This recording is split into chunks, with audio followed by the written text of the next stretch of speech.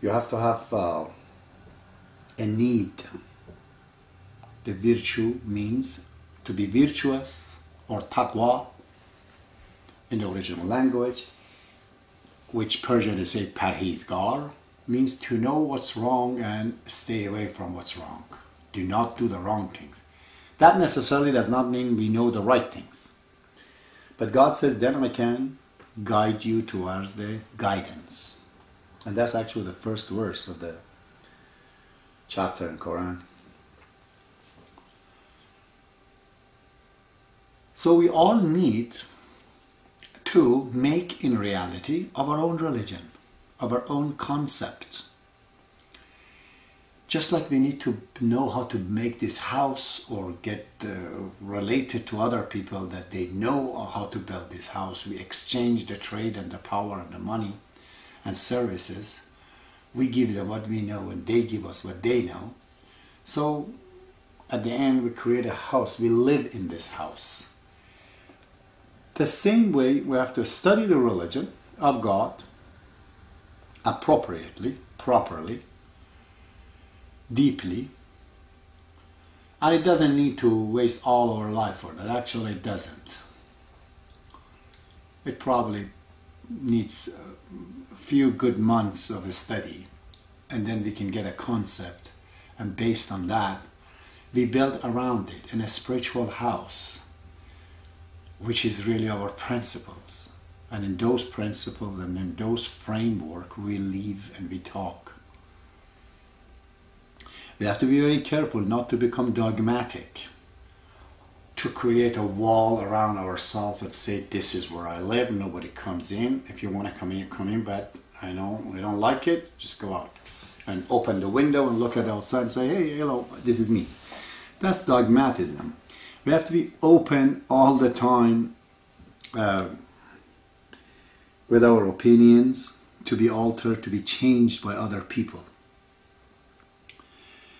We have to be detached. The most important, the essential meaning of detachment, of renunciation in the religion of God is renunciation and detachment from your ideas. Those ideas can make us stubborn, can make us dogmatic. We should be separated from them. These are the ideas that we learn when we earn, and it has to be changed. So when you come on the table talking to a person, put the idea down. Do not create a clashes of characters. I would never say to a person, I don't like you, but I can say I don't like what you think and what you do. What we do and what we think can be challenged, should be put down on the table and discuss it, get rid of it, add to it. That should be the main framework of idea. That is for me, and that is the way I was able as an Iranian to become Baha'i and accept the change. The man who doesn't want to accept the change and thinks there is no change and this is the final, he got it, that individual becomes dogmatic and stagnated, essentially, and eventually creates dictatorship. So this was a new definition that I think I haven't seen it myself anywhere else, that the philosophy, or the natural philosophy and the divine philosophy, one is to know the physical nature, which is the factory of God, knowing it and understanding it and reconstructing it into what we need and what enhances our life, prevent the disease, let us to know more. And the same God who has made this nature as a spoken books, it created books, and there's a great correlation between the nature and the book of God. They're pretty much the same.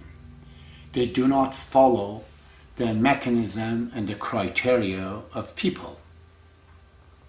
Just as in the nature there's no triangle, an exact triangle, or a rectangle, or circle. There's no perfect circle. It's in a different way. It's a natural circle. It's a natural, geometry. It's not Euclidean geometry.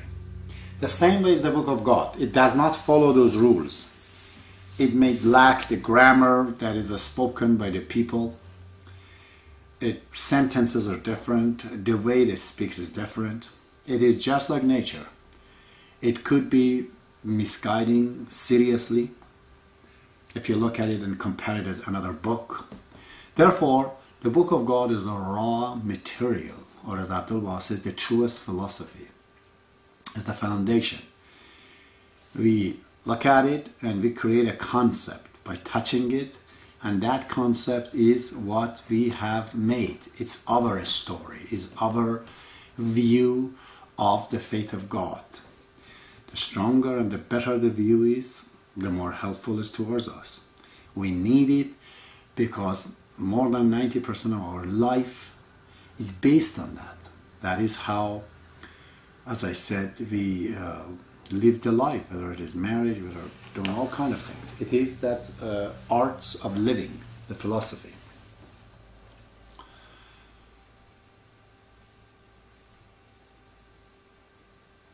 And basically, among many things that I could go on and say, I will leave that to you. You go and do the study to know what a philosophy and the philosophers are and what it is. I just today wanted to bring this up to tell you that there is a use to philosophy, because we just need for ourselves and the life of the people that are related to us, the country we live in. The more we know this art of deductions and logic, it helps us.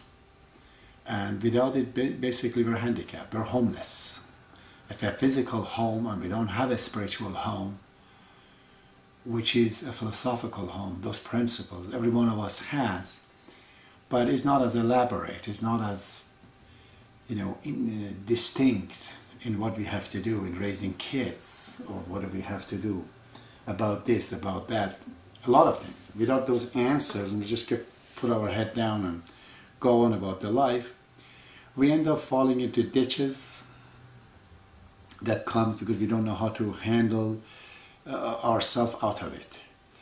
And this art essentially starts and begins by talking to others about it. For example, husband and wife, they want to marry.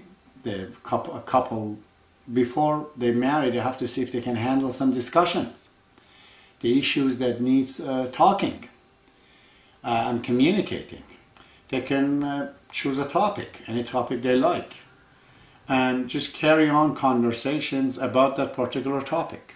Let's say raising children, or the economy in a country, or the city, or whatever topics that's open a topic. They can talk about it and see if they can gradually learn to communicate and put themselves together to create one united idea, a teamwork.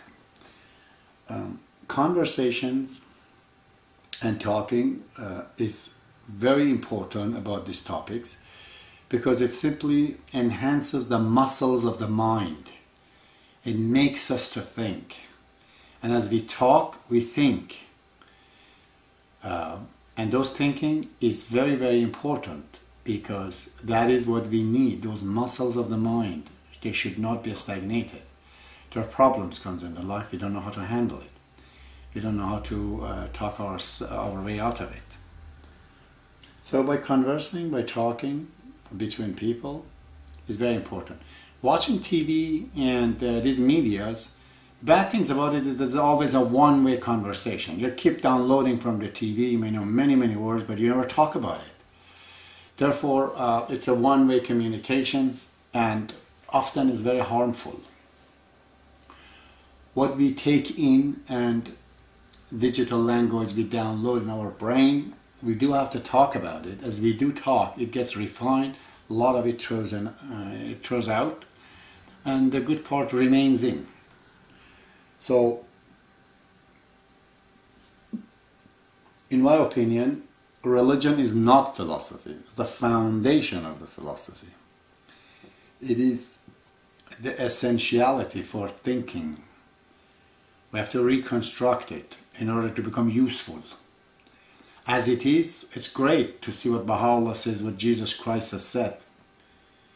But we do need to analyze it to see how useful it is, how understandable it is.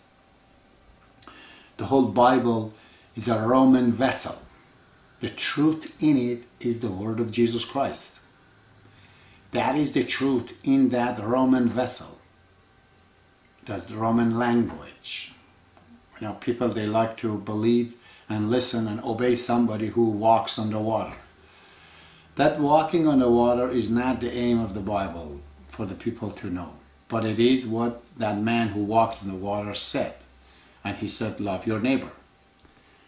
And he said that you have to be like children to come to the kingdom of God. Because often when we grow up physically, we grow down spiritually and mentally. The guy was not a smoker or drinker, wasn't depressed, sad when he was 12 and 15 and 16. Now at age 40, he smokes, he drinks, and some of them are addicted to substance and they hate and a lot of things. Well, Jesus says when you tell him I'm grown up, he says, I'm sorry for you. I wish you would not grow to be who you are, because you killed the little child in you to become who you are. He says, keep that child in you. Don't kill him.